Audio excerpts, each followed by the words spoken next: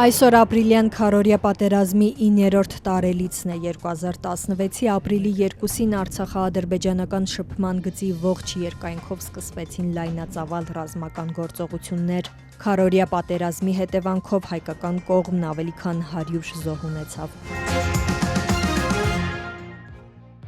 Գերմանիայի նախագահը նախօրեին այցելել է Մայրաթոր Սուրբ Էջմիածին, նկատի առնելով այն, որ Գերմանիայի նախագահը մեկնելու է նաև Ադրբեջան, վեհափառ հայրապետը խնդրանքով դիմել է նախագահ Ֆրանկկ-Վալտեր Շտայնմայերին Բաքվում բարձրաձայնելու Արցախի ժողովրդի արդար իրավունքների, ինչպես նաև հայ ռազմագերիների ազատ արձակման, հայկական հոգևոր մշակութային ժառանգության պահպանության հիմնախնդիրները, փոխանցում է Մայրաթորը։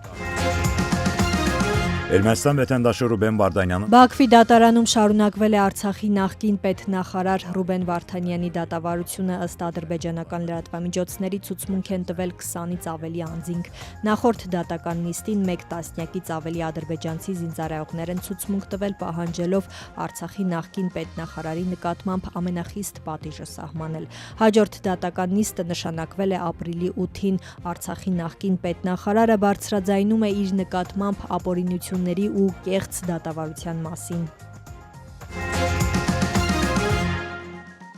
Տեղի է ունեցել քաղաքացիական պայմանագիր կուսակցության վարչության նիստը, ըստ կուսակցության կայք-էջի նիստը վարել է վարչության նախագահ վարչապետ Նիկոլ Փաշինյանը։ Քննարկվել են խաղաղության գործընթացին առնչվող հարցեր, ինչպես նաև ամփոփվել են Գյումրու եւ Փարաքարի ՏԻՄ ընտրությունների արդյունքները։ Այլ մանրամասներ չեն հաղորդվում։